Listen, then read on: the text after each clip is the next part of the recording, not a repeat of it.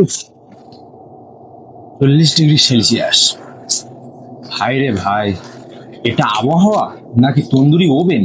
বাইরে বেরোলে মনে হচ্ছে কেউ যেন ফ্রিতে স্ক্রিন ব্রান করে দিয়ে চলে যাচ্ছে। শহর হোক কিংবা গ্রাম, বাঙালির এখন একটাই অবস্থা, প্রাণ যায় যায়। কিন্তু এই নরককুণ্ডের গরমেও তো আমাদেরকে বেঁচে থাকতে হবে, কাজ করতে হবে। তাই আজ কোনো জ্ঞান নয়, একদম সলিড 5টি হ্যাকস বলবো, যা এই 40 ডিগ্রি টর্চারেও আপনাকে কুল রাখবে। আর হ্যাঁ, শেষ ট্রিপসটা না জানলে কিন্তু যে কোনো মুহূর্তে হসপিটালাইজড হতে পারেন।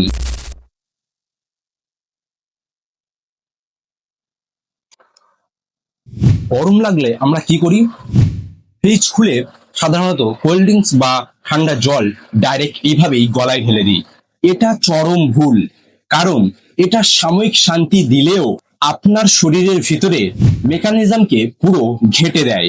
এখন প্রশ্ন হচ্ছে, তাহলে কি খাবেন? প্রকৃতির দেওয়া বেস্ট এনার্জি ড্রিঙ্ক, অর্থাৎ ডাবের জল, লেবুর শরবত কিংবা ওআরএস। রাস্তায় বেরোলে কোল্ড ড্রিঙ্কসের দোকানে না ঢুকে একটা ডাব কিনে খান, শরীর ভেতর থেকে ঠান্ডা থাকবে। দুপুর 12টা থেকে বিকেল 4টে, এই সময়টাই সূর্যের আসল রুদ্ররূপ। খুব জরুরি কাজ না থাকলে এই সময়টা বাইরে বেরোনো মানে নিজে গিয়ে বিপদে পড়া। আর যদি বেরোতেই হয়, তাহলে এই নিনজা টেকনিকটি ব্যবহার করুন। ছাতা, সানগ্লাস এবং অবশ্যই সুতির রুমাল বা ওড়না দিয়ে মুখ ও মাথা ঢেকে বেরোন। লোকে আপনাকে ডন ভাবুক আর এলিয়েন, আপনার স্কিন কিন্তু বেঁচে যাবে। এই গরমে স্টাইল মারতে গিয়ে পলিয়েস্টার বা জিন্স প্যান্ট পরছেন, ব্যাস, তাহলেই আপনি নিজের বিপদ নিজেই ডাকছেন। এই সময়টার একমাত্র মন্ত্র হালকা রঙের সুতির ঢিলাঢালা পোশাক। আর আমি এই যে কালো পোশাক পরে আছি, আমাকে দেখে কেউ যেন আবার কালো পোশাক পরতে যাবেন না। কালো বা ড্রাক কালার একদমই বাদ দিন, কারণ ওগুলো সূর্য মামার সব তাপ টেনে নিজের কাছে রেখে দেয়। অফিসে বা শপিং মলে চিল্ড ঠান্ডা এসিতে বসেছিলেন আর বেরিয়েই চড়া রোদে হাঁটা দিলেন, কিংবা রোদ থেকে ঘেমে নিয়ে বাড়িতে ফিরেই এসি রিমোট টিপে দিলেন 16 ডিগ্রিতে। এই যে তাপমাত্রার আচমকা শক, এটা কিন্তু স্ট্রোক বা মারাত্মক সর্দি কাশির মেন কারণ। রোদ থেকে ফিরে আগে ফ্যানের তলায় বসুন, শরীরের তাপমাত্রা নর্মাল হতে দিন, তারপর এসি বা ঠান্ডা জল ব্যবহার করুন।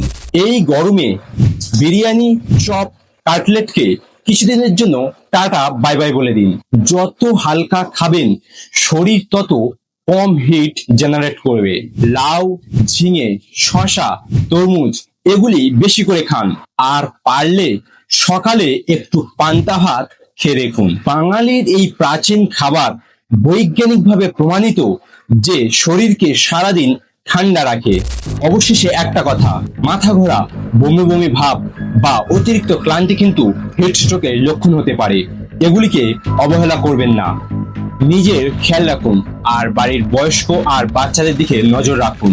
আর হ্যাঁ, রাস্তায় অবলা পশু পাখিদের জন্য বাড়ির ছাদে বা বাড়ির সামনে এক বালতি জল রাখতে ভুলবেন না যেন। ভিডিওটা কাজের মনে হলে এখনই আপনার চেনা মানুষ আর ফ্যামিলি গ্রুপে শেয়ার করুন, যাতে সবাই এই গরমে সুস্থ থাকতে পারে। দেখা হচ্ছে পরের ভিডিওতে। স্টে সেফ, স্টে কুল।